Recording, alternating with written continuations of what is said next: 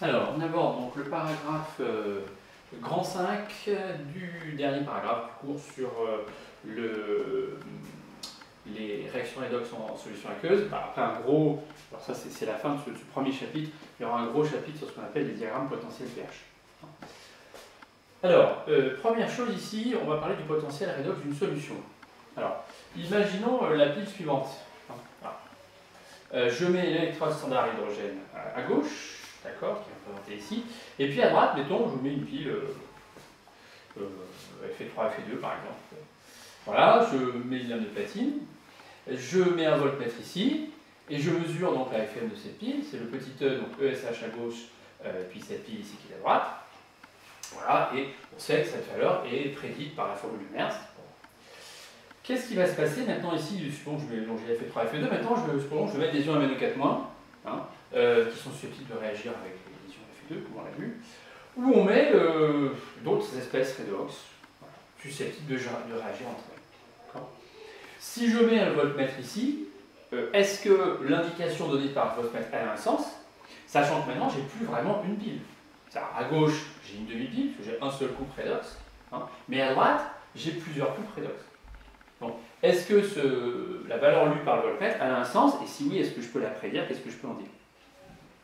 Alors, si on réfléchit un petit peu à ce qu'on avait dit précédemment, si on met plusieurs espèces redox dans un même réacteur, on avait dit qu'à l'équilibre, le potentiel redox de tous les couples était égaux. Et ce qui nous avait permis de calculer les constantes de réaction redox, etc. Donc là, ça veut dire, si on met des ions Fe3, Fe2, et ensuite on rajoute d'autres ions, d'accord, qui ont des propriétés redox, ces ions vont réagir entre eux, et il va y avoir une situation d'équilibre.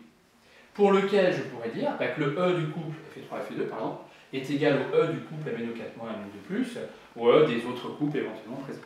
D'accord? Donc, sur cette solution qui est désormais ici, je vais marquer une solution, c'est plus une demi-pile, j'ai la valeur, donc les E de chaque couple sont égaux.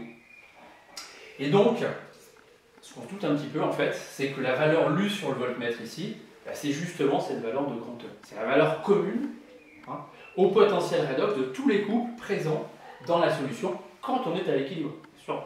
Tant qu'on n'est pas à l'équilibre, la valeur lue par le voltmètre, bon, n'a pas de sens, en tout cas on ne sait pas la prédire. Et une fois qu'on est à l'équilibre, c'est quand même absolument naturel, si vous voulez, que ce voltmètre ici, il indique donc le grand E de tous les couples. Puisque ici j'ai une électrode standard hydrogène à gauche. Voilà. Donc on va pouvoir parler du potentiel redox d'une solution carrément contenant donc, plusieurs espèces redox. Voilà, donc c'est ce que je vous ai mis ici. Lorsque l'équilibre chimique est atteint donc, entre les espèces redox, ici, alors, toujours sauf couple de l'eau, le couple de l'eau, on en parlera mais complètement à la fin de ce qu'on va faire sur le redox. Donc, équilibre chimique atteint entre l'espèce redox donc, dans le bécher de droite. La différence de potentiel mesurée entre l'électrode de platine de droite et celle de gauche, ici, de l'ESH, c'est le potentiel redox E commun à tous les couples redox présents dans la solution. Et c'est ce qu'on va appeler le potentiel redox de la solution. D'accord? Donc tout se passe comme si, donc, à l'équilibre chimique, comme si une solution à l'équilibre chimique était finalement une demi-pile, où tous les couples redox ont le même potentiel redox, en fait, voilà, qui est le potentiel redox E indice sol, mesuré donc, de cette demi-pile. Voilà. Alors, c'est important puisque évidemment on voit qu'à partir de cette tension, c'est le E de tous les couples. Donc pour un couple donné, si j'ai mis des ions Fe3, Fe2 par exemple, la tension que je mesure c'est le E0 plus 0,06 log de Fe3 sur Fe2. Donc ça me donne le rapport Fe3 sur Fe2. Comme ça me donne, voilà, si on a un autre couple, voilà, ça donnera aussi des indications sur la concentration de ce couple. Imaginons que je mette par exemple un couple ion métal. Bon, si je mets, je ne sais pas, fer2, parce que j'ai Fe3, Fe2, donc je plante une lame de fer ici, bon, qui va servir à la fois d'électrode et de forme réduite. Bon, je mesure la tension ici, et à ce moment-là, alors le fer on ne l'a pas fait, ou une lame de zinc, je mets une lame de zinc, on met des Zn de plus, par exemple, ben on sait qu'à ce moment-là, c'est le E0 du zinc plus 0,06 sur 2 log de la concentration en zinc. Donc finalement, avec cette mesure de tension, je remonte en fait à la concentration en zinc. C'est quand même très important au niveau des mesures. D'accord? Alors tant que, évidemment, on verra, tant que évidemment, la lame de zinc n'est pas épuisée, c'est-à-dire que le couple Zn de plus est bien présent. Voilà, alors donc comme je viens de vous le dire, bah, je vais un petit peu de... Voilà, bon, donc avec ces mesures de potentiel, on peut en fait remonter à une concentration, hein, ou à des rapports de concentration. Alors, avec ça, en fait, on peut... C'est le principe du voltmètre. Hein. L'idée, c'est quoi? Heureusement, on ne le fait pas comme ça, le pH mètre, pardon. C'est l'application au pH mètre. Donc le principe du pH mètre, il est là. Après, sa réalisation pratique est différente parce qu'évidemment, là, il faudra manipuler l'hydrogène. J'ai toujours le SH à gauche. À droite, ici, j'ai une solution, d'accord, qui contient des ions H3+, à une concentration que je ne connais pas, d'accord. Bon, et puis il y a d'autres espèces, acide, base, redox, etc. Donc, tout ça est à l'équilibre au bout d'un certain temps. Donc qu'est-ce que je vais faire? Cet ion H3+, en fait, je vais lui trouver, si j'ose dire, ça va être la forme oxydée du couple H3+, H2. Hein. Donc en fait, je vais réinjecter dans cette solution du gaz H2. Je fais le dispositif ici de électrode de troisième espèce, d'accord. Donc ici, voilà, donc j'introduis, si vous voulez, ce couple. Hein. Alors H2, je vais le mettre sous pression atmosphérique 1 bar. Voilà, ici j'ai H3+. Je mesure la tension ici, donc aucune réaction n'a lieu. D'accord. Voilà, je mesure cette tension. Et cette tension ici, eh bien, on va voir ce que c'est ici, hein, mais c'est le potentiel redox donc, de cette solution. D'accord. Alors ça veut dire que c'est le E commun à tous les couples. Donc en particulier, je vais prendre le E du couple H3 plus H2. Hein. Donc je connais la concentration en H2, la pression partielle en H2, pardon, parce que je l'injecte à une pression bien déterminée. Hein, et on va voir, en fait, on va pouvoir remonter à la concentration en H3+, donc mesurer le pH. Alors regardons ce que ça donne. Hein. Ici, la inéquation électronique donc, du couple H3 plus H2, qui est en fait le couple de l'eau. Hein. C'est le même couple, le couple H2H2O. Voilà, je vous l'ai remis ici. D'accord. Alors donc le E de la solution, c'est en particulier le E du couple H3 plus H2 dans la solution. D'accord. Donc j'écris sa formule linéaire, c'est le E0 de ce couple-là. D'accord. Plus 0,06, log 2. Alors côté oxydant H3+, et côté réducteur H2. Bon aussi, bon j'ai mis. Alors c'est bon. Il faudrait mettre voilà, pression en H2, donc 1 bar, divisé par P0, 1 bar, voilà, puissance 1,5. Donc ça fait 1 ici, multiplié par H2O qui vaut 1. Alors le E0 de ce couple, en fait, comme ce couple, c'est celui qui sert à faire le SH, hein, le E0 de ce couple vaut 0, en fait. Voilà. Donc ça vaut 0. Et puis ici, on reconnaît log de H3+, donc moins le pH. Donc au final, voilà, la tension que j'ai ici, c'est moins 0,06 pH. Voilà. Donc c'est le principe du pH mètre.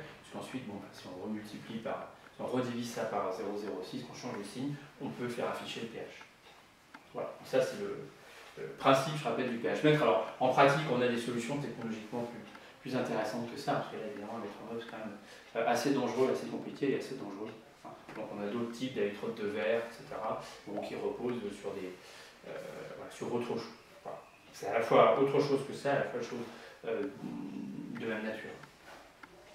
Voilà, donc potentiel redox d'une solution. Donc l'idée, maintenant, c'est de faire des diagrammes de prédominance. Hein. Un petit peu comme quand je mesure le pH, je peux connaître le rapport de la forme acide sur la forme basique. Là, ça va être un petit peu la même chose. Hein. Voilà. Alors, on va passer donc à une partie manuscrite.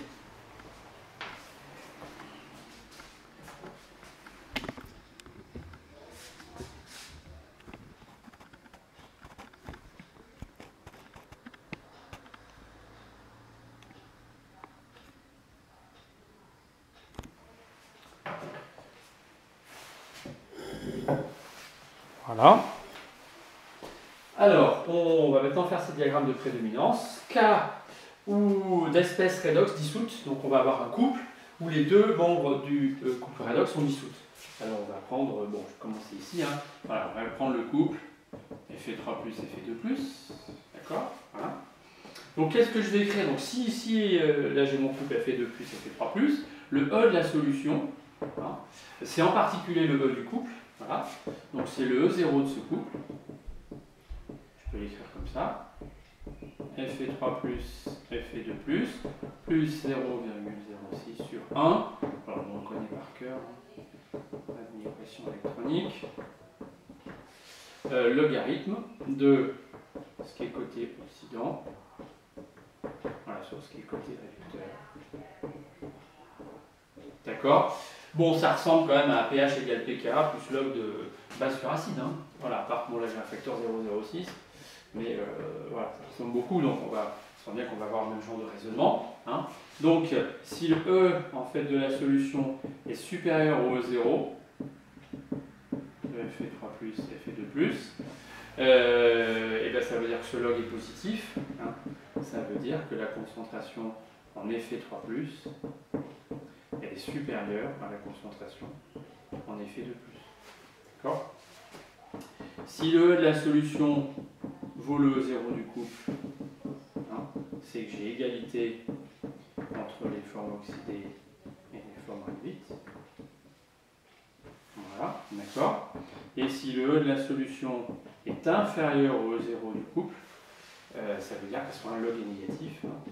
Ça veut dire qu'à ce moment-là, c'est Fe2 plus qui est en plus grande concentration que Fe3 plus. Hein. Même raisonnement que, je répète, pH égale pK. Alors, ce qui fait que ça va nous donner donc sur un axe de E. Hein. Donc ici, je vais avoir une frontière ici en E0. D'accord.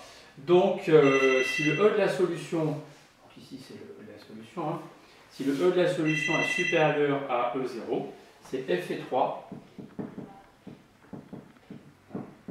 voilà, qui est supérieur donc, à Fe2+, en concentration.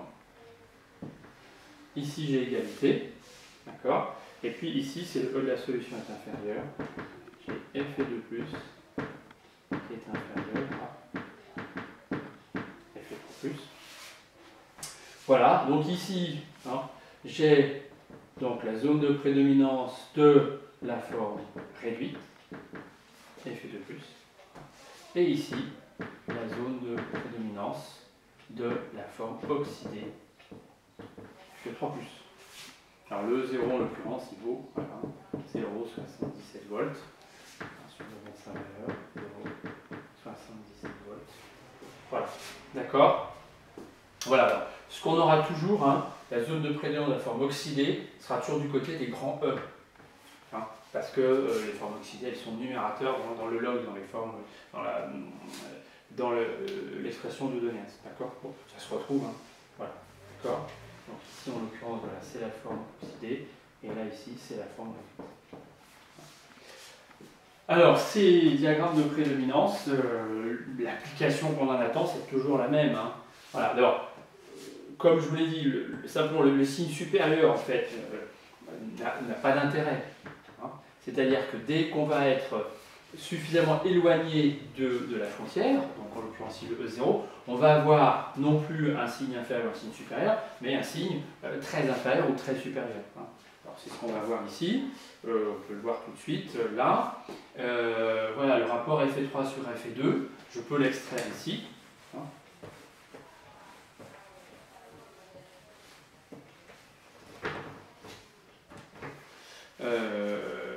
Voilà, d'accord, on peut l'extraire comme ça. Hein, Fe3 plus sur Fe2 plus, ça vaut 10 puissance E de la solution, qu'on écrit E, moins le E0 du couple, divisé par 0,06. Donc dès que le E de la solution est supérieur à 0,06 volts, est supérieur à E0 de 0,06 volts, ça vaut 1, donc ce rapport-là vaut 10. Si le E de la solution est plus grand que E0 de 2 fois 0,06 volts, hein, ce rapport-là vaut 100. Donc j'ai 100 fois plus à ce moment-là de forme oxydée que de forme réduite. Hein. Et réciproquement, si le E de la solution est inférieur de 0,06 volts à E0, cet exposant ici vaut moins 1. D'accord. Donc ce rapport-là vaut 1 dixième. Donc c'est Fe2 plus qui vaut 10 fois Fe3 plus. Hein. Voilà. Donc ce qu'on a ici, donc ici on a le E0, d'accord. Donc on aura toujours un peu cette zone grise, hein. E0 moins 0,06 volts, E0 plus 0,06 volts, d'accord. Ça c'est le E de la solution. Voilà. Donc ici j'aurai Fe3 plus, donc là c'est 10 fois supérieur, hein. Donc à partir de là, c'est en concentration très grande devant Fe2 plus, et ici donc Fe2 plus en concentration très grande devant Fe3 plus. Voilà. D'accord? Donc ça, on ne le remet pas hein, quand on vous demande un diagramme de prédominance redox. Donc, contenter de mettre ça, d'accord? Mais sous-entendu, pour les applications, c'est ça qui compte. Hein, si on n'avait pas ça, les applications, ça va être les mêmes, avec le même principe hein, que pour l'acide base ou le précipité. Hein, voilà, il faut qu'on ait des zones dans lesquelles on ait des concentrations très grandes devant les autres pour pouvoir prédire des réactions quasi totales ou limitées. Alors voilà donc pour ce cas 5.2. Bon, alors il y a d'autres cas qu'on va voir, mais je ferai une seconde vidéo.